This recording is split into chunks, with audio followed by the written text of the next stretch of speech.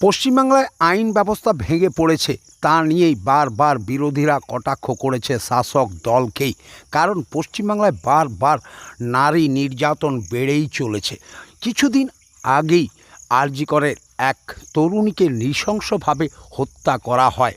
তার রেশ কাটতে না কাটতেই আবার কলকাতা মহানগরীর মতো জায়গাতেই এক ল কলেজের ছাত্রীকেও সেইভাবেই ধর্ষণ করা হলো। আর তারই প্রতিবাদে বিজেপির রাজ্য জুড়ে অবস্থান বিক্ষোভ কর্মসূচি পালন করেন এবং সেখানেই বিজেপির রাজ্য সম্পাদক ডক্টর সুকান্ত মজুমদারকে গ্রেপ্তার করে পুলিশ। তারই প্রতিবাদে আজ বাঁকুড়া মাচানতলা আকাশ মুক্ত মঞ্চেই অবস্থান বিক্ষোভ কর্মসূচি করলেন বাঁকুড়া জেলা বিজেপির পক্ষ থেকে। এবং সাংবাদিকদের মুখোমুখি হয়ে বাঁকুড়া জেলার প্রাক্তন সাংসদ ডক্টর সুভাষ সরকার জানালেন, রাজ্যে আইন শৃঙ্খলা অবনতি দিন দিন বেড়েই চলেছে।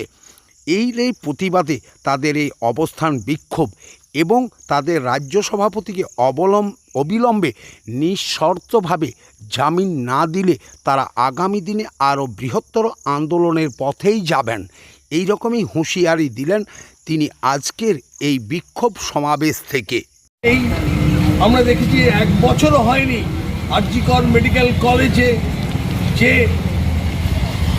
ধর্ষণ এবং হত্যা হলো, তার মধ্যেই আবার দুদিন আগে কলকাতায় ল কলেজে একেবারে প্রকাশ্য দিবালোকে তৃণমূলের গুন্ডারা, তৃণমূলের নেতাদের আশ্রিত যারা বেশ কয়েক বছর আগে ওই কলেজ থেকে বেরিয়ে গেছে, তারা ওখানে অস্থায়ী কর্মী হিসেবে নিযুক্ত হয়েছে।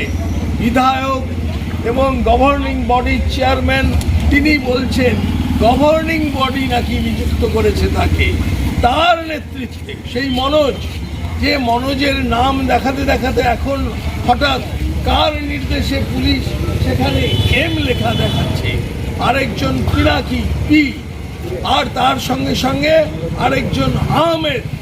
এই যে 3 জন চক্রান্ত করে যেভাবে মেয়েটিকে জোর করে ইউনিয়ন রুমে নিয়ে গেল, তারপরে আবার সেখান থেকে যে গার্ডদের, রক্ষীদের রুমে নিয়ে গিয়ে 7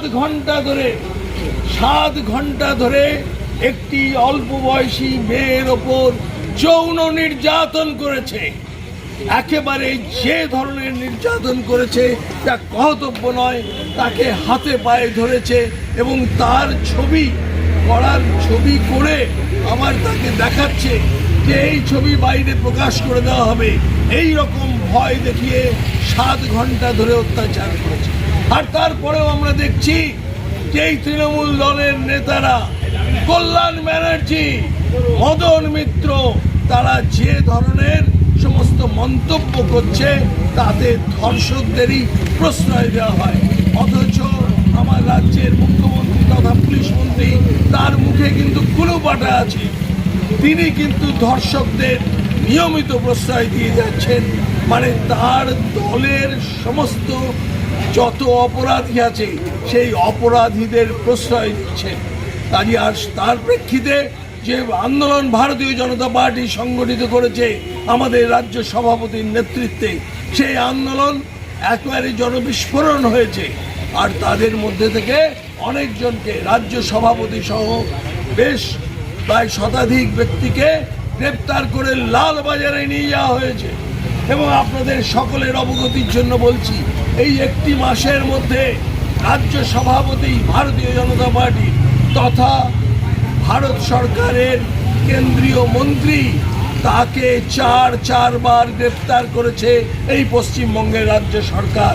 অবৈধভাবে, অনৈতিকভাবে, একেবারে বিনা আইনিগত কোনো ব্যাখ্যা নেই, যেখানে ধর্ষকদের জন্য সমস্ত রকমের তাদের জন্য একেবারে তাদের গ্রেপ্তার করে তাদের ওপর এমন ব্যবস্থা হওয়া উচিত যাতে কেউ ওই ধর্ষণের কথা কল্পনা করতে সাহস না পায়।